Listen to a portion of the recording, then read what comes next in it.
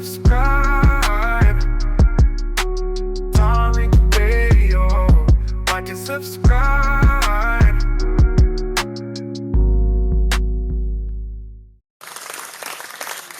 All right, we're in the building. We're in the building. We're in the building. We are in the building. A round of applause to you, everybody tuning in for that late night tap in with me, Tariq. I am your gracious host, and y'all know what I do. Y'all know how I get down. And I'm here with you. You guys are here with me, and we're ready to chop it up as we always do.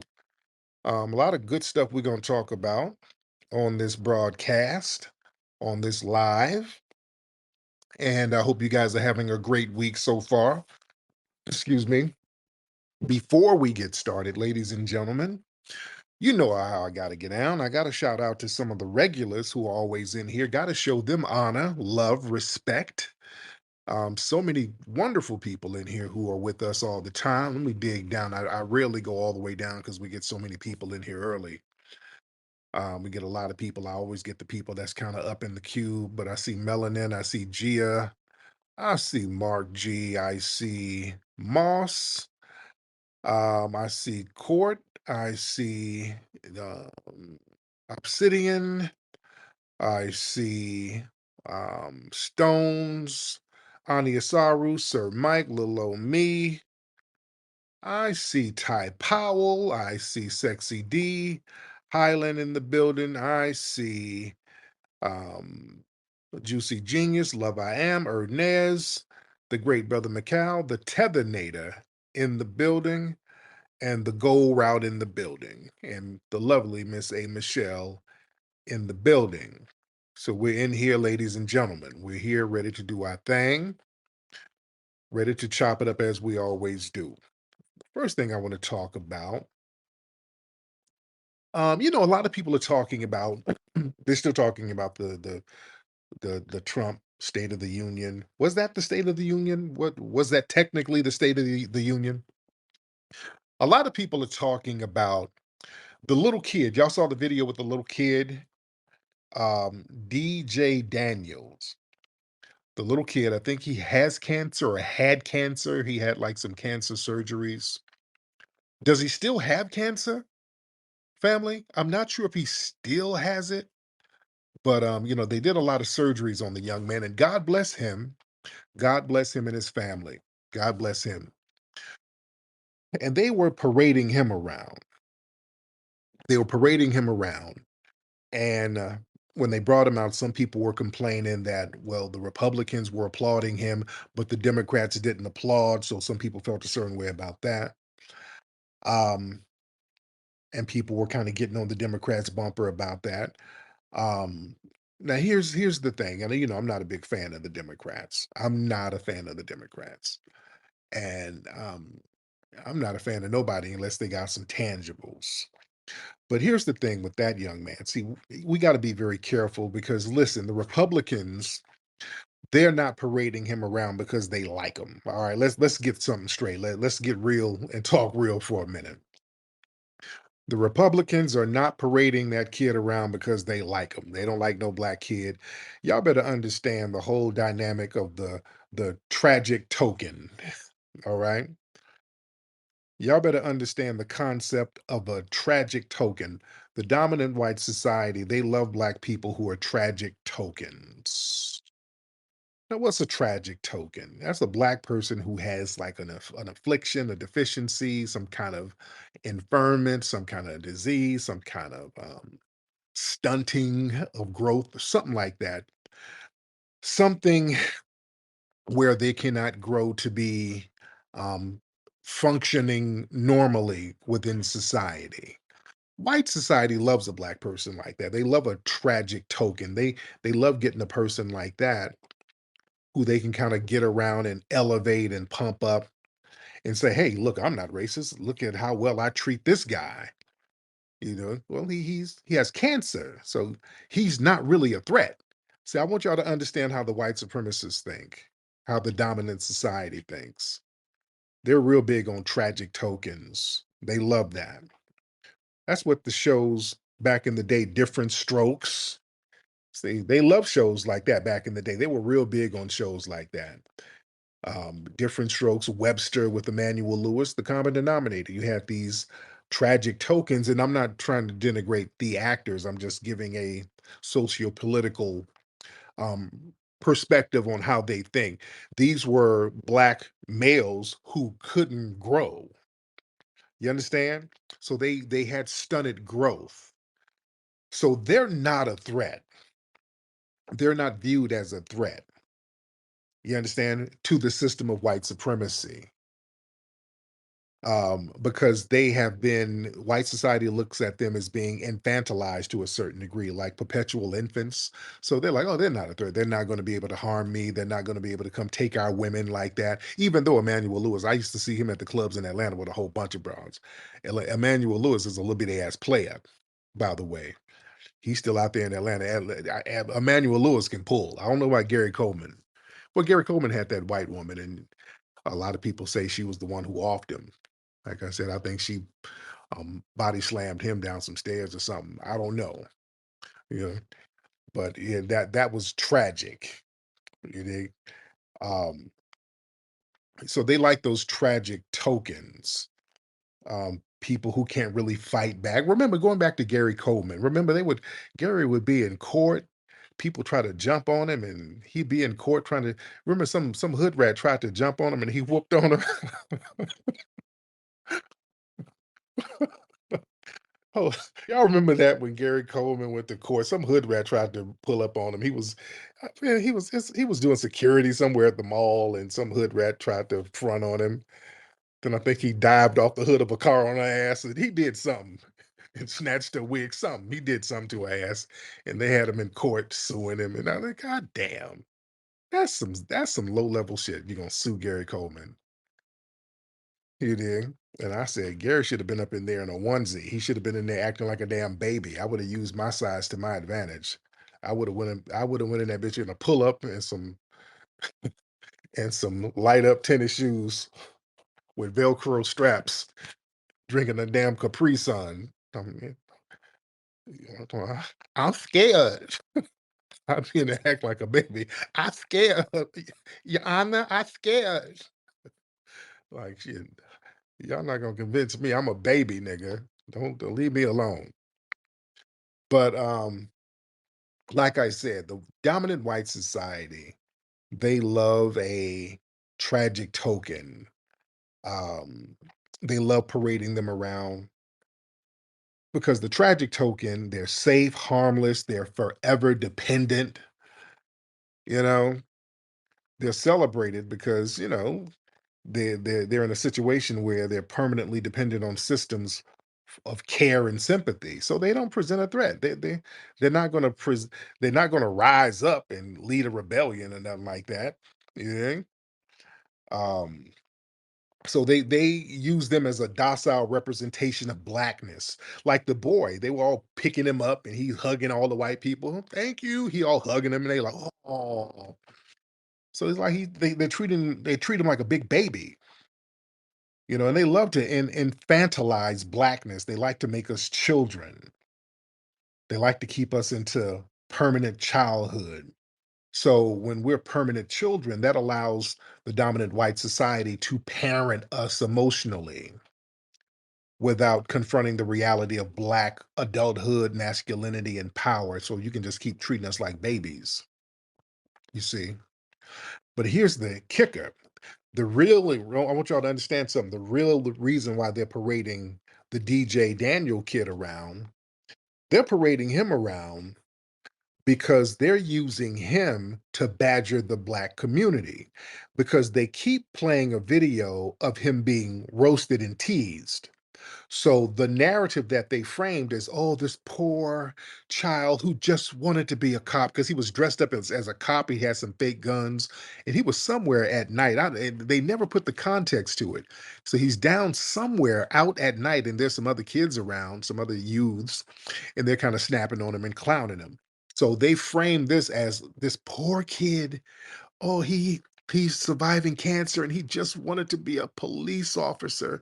And all those mean blacks, those ghetto blacks, bullied him and harassed him because he just wanted to be a police officer.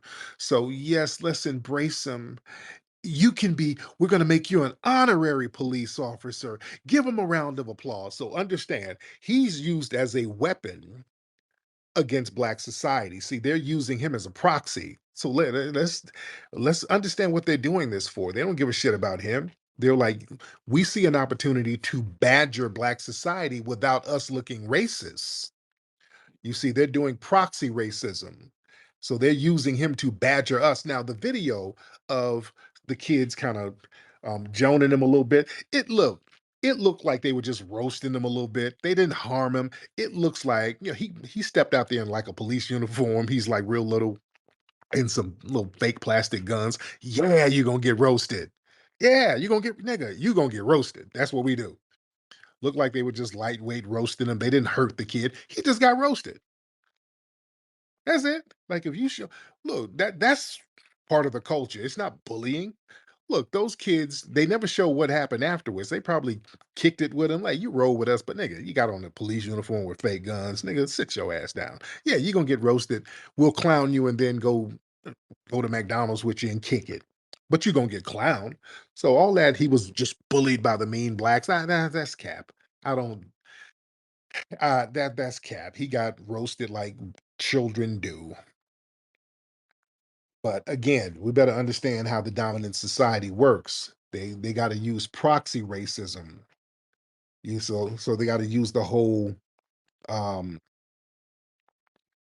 they got to use the whole thing where black society, all this black cruelty, oh they're so cruel. The black, oh look at the black culture. Oh look at these people. Then they do the symbols of good and black, the good blacks versus the bad blacks. They'll use the tragic tokens and say, "Oh, look, this poor child just wanted to have some law and order as a cop, and those criminal blacks are mocking him. Oh, this dysfunctional community." So we got to look and understand what they're doing. We got to understand how these people get down. You see, and also the dominant society, they like to position themselves as the rescuer. Like, "Oh, we gotta go save DJ. We're saving DJ from the mean blacks." Yeah, we're not gonna save all of these other kids who are shot down by white supremacists. Oh, no, no, no. Oh, we're not gonna save them, but we're gonna save poor little DJ. They made fun of him. Family, I just saw a video down in Florida. Did y'all see this video? There's a video where they pulled a black mother out of a car and like a toddler out of the car, the police, and have the toddler laying on the ground with the baby girl. She looked like she's like 2 or 3. I mean, a toddler. Look, I don't know if did they have her handcuffed, but she's laying on the ground. The baby is on the damn ground with her hands behind her back. So yeah, a lot of us in the grassroots, we feel in a certain way about that. Calls are being made. More calls are being made. We need to look more into that, but we're making calls on that one. Yeah, that wasn't a good look at all. So yeah, we're gonna be calling down there to Florida to see what's popping with that because yeah, that's not going to be the new norm. They're putting toddlers in handcuffs down. Black, no, no, no, no, no. So if you want to rally around somebody, rally around that. Don't rally around a kid who just got a little roasting. You see. So also a lot of what people do, a lot of people do dehumanizing through pity. See, sometimes pity might seem like kindness, but pity is like another form of control. You see, the tragic tokens, they're not respected for their humanity or their potential. They're just loved because of their affliction. They're reduced to objects of sympathy. Yeah. So that's just more dominance. It's like a pet. You got somebody who they're not physically capable of doing any kind of thing that threatens your power. So that you can use them as a pet. You parade them around all day. You see, and things like that. That's a convenient distraction from a lot of black excellence. because we got a lot of very strong, brilliant, revolutionary black figures out here who are ignored. You got children out here who are strong-minded, strong-willed, not to say that DJ isn't, but them parading around the tragic token that ignores some of the able-bodied um, black children who display real excellence out here, who has potential of threatening power from the dominant society. They make sure to ignore that. Yeah. And also, when they keep elevating these tragic tokens, see, society, they like to perpetuate the myth that black people are just kind of naturally broken, damaged, or inferior. So we got to understand why they do this. They like, hey, look at this black person. He's inferior like the rest of them to a certain degree. So they end up becoming symbols of blackness that's permanently stunted, infirmed, and they reinforce the idea that black health and success are rare anomalies. So we got to really understand why people do certain things and be sure not to pop our collar to a lot of this stuff. You see. But more I'm not saying that to denigrate DJ, by the way. None of that. More power to that boy. And I hope everything is good with him. Um, I hope I hope he's cancer free. I know because they look like they did surgeries on his head. So I hope the young man is all right. He seems like a very, very sweet kid. We as foundational Black Americans, we see situations like that. Yeah, we'll roast cats, but we'll love on them. We make sure they're good. All those kids that were kind of clowning and joning on them, I can almost guarantee they were looking out for that kid still. They weren't going to harm him. And we really don't do that. If we see somebody with a deficiency, we don't harm them. We clown. Look, back in when I was a kid, we had a white kid who had cerebral palsy. He kick it with us. We playing football with his ass, and the football be hitting him in the head. But he was cool. Cool kid, cool ass kid. We looked out. We weren't gonna let nothing happen to him. We made sure he was good. You did, but he'd be right out there kicking it with us, running. He'd be falling like we pick him up, keep running, nigga. Let's go. So we looked out for him. We look out. Yeah. So let's not let them do manipulative narratives out here, family. It's very important not to let that happen. Let me get some calls in here. Let's get righteous anger in the building. Shout out to everybody in here. We in here deep. Righteous anger in the building. Hop on in. Peace and reparations should have happened 2 fucking seconds ago. I am livid. Mm, I am livid. How dare they tell us about any of this shit that's going on in the federal government? I'm sorry, I'm listening to some Tyrese. So, whatever. mm-hmm, Look, they've had a sister and a baby. I don't know what they think or how they think about us, Black American brothers. I will sell my ass. I will give you a alibi. We got to twist this shit back. Who the do they think they are? I'm so angry. I'm so angry. They had a baby on the ground. Not mm-hmm, one of these is talking about, oh, I never had a slave. Nobody is saying shit about that. That's our future. mm-hmm. Tariq, I'm so Oh, mother man. I'm with you. I felt the same way. Shit gotta burn. This shit. Those officers that were in that video, Google pixel their face. Go to their home. We know how they do this shit. We know the playbook. They want something, they take it, they steal it, they burn it, they flood it. Bullshit. That's a black motherfucking baby. This shit. Look, I'm telling you now, if there's a brother out there that got hemmed up 20, 30 years behind some bullshit because a white judge said, we gonna send you away, please DM me. I will sell my ass. We gotta twist some shit back. This shit is crazy. We are the salt of this shit. I don't give a whether you think I'm Black American or not. Well, whatever I am, you're not. Question answered. This is some bullshit. Look, we our black men, because we know how we throw it down. Okay? We know what we do and we do it and we do it good. But if I give you a baby and you sick that baby on the fucking concrete, get your ass up. Get your ass up. I know there's gotta be out here that they did some time and they didn't deserve it. Pop the off. I'm done. There you go, sis. Thank you so much. Yeah, man. Yeah, that video of them with that baby on the ground, that pissed me off too. That ain't it. That pissed me the hell off too. And there's some people down there in Florida. They went up there to the precinct. Yeah, yeah. The streets ain't really feeling that at all. The streets ain't feeling it at all.